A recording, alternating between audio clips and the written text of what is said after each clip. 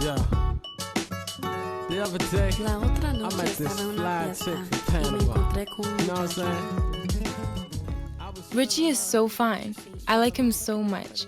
We've been going out for 5 months and we spend almost every day together. We text each other all the time. He's so crazy. He does stupid things just to make me laugh. And when we walk down the street, he always holds my hand. I don't care what everyone in school says about him being a player. I know he's just with me, and he tells me all the time he's mine. Even my girl Alicia thinks he's perfect for me. She's my best friend and she knows me better than anyone else. We tell each other everything. But now that I'm with Richie, I don't get to spend as much time with Alicia. Before him, me and Alicia did everything together. Everything. We went shopping, hung out in the neighborhood, slept over each other's houses. Even when we did nothing at all, it was the most fun ever. We had conversations that were so deep. It's never been that way with anyone, not even Richie.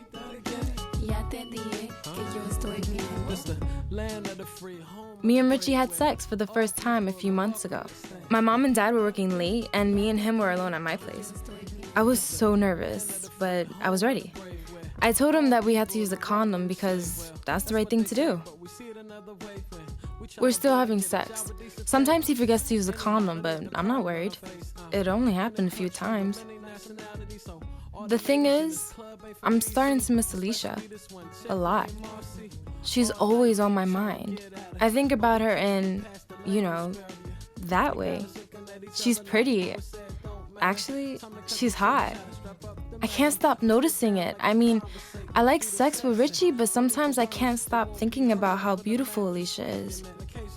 Or how much I want to kiss her, or go even further. So I guess I like girls too.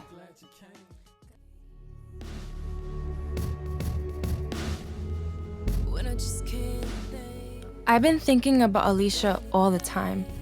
Even when I'm with Richie, I'm still so into him, but I'm into her too. I want to talk to her about it, but I'm scared. What if she freaks out and it messes up our friendship? I don't trust my other friends enough to tell them. They talk way too much. And my parents? They'd probably kick me out. And now I'm stressed about me and Richie too. I know he cares about me. I know it. But it's hard not to believe the things I hear about him in school. Maybe we should have used the condom every time. What if he gave me something? Or what if I'm pregnant? There's gotta be someone I can talk to about all of this.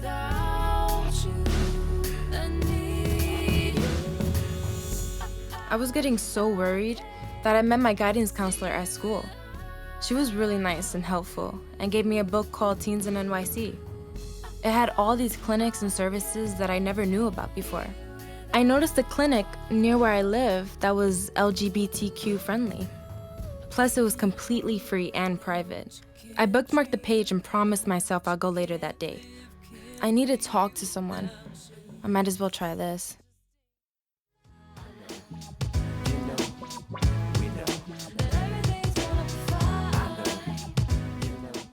When I got to the clinic, I had a headache. I wanted to throw up everywhere. I had so many questions, but I didn't know how to ask any of them. From the second I walked in, everyone was so nice. The lady at the front desk asked why I was there.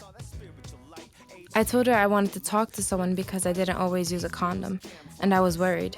I thought she'd yell at me, but she smiled, told me she was glad I came in, and gave me some forms to fill out. She told me that I could talk to someone in just a few minutes. When I met the health educator, I told her that I was worried because I didn't always use a condom.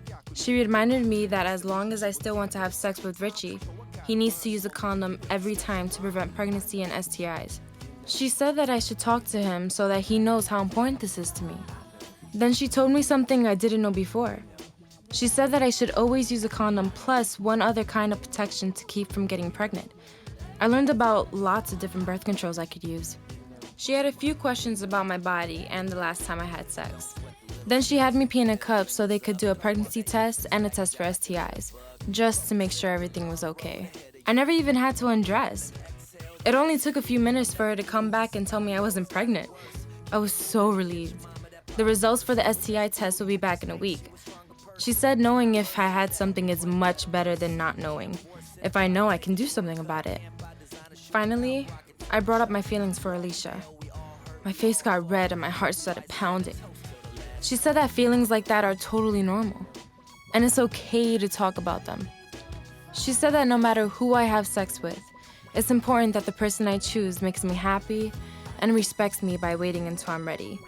She told me to go to the NYC teen website to find out even more. I felt so much better after we were done talking, and I could come back anytime if I had more questions. After that, the doctor came in to meet me. She was so friendly and helpful. She took me to the exam room and told me more about the birth control pill and exactly how it should be used. Before I left, I decided that taking the pill was the right way to go for me. Just making that decision made me feel even better. I took my first one right there in the office. I don't have it all figured out yet, but I do know that I found a great place to start. This was my first visit to the clinic, and it won't be my last. Hi, my name's Kayla. I played Samantha in the video you just saw. Having sex comes with responsibility. Samantha learned that there are people she can talk to confidentially about her feelings, sex, and relationships. She made the decision to start the birth control pill right away. If you are going to have sex, always use a condom and another form of birth control to prevent pregnancy and sexually transmitted infections, including HIV. If you are a teenager in New York City, there are places you can go for free confidential sexual health services.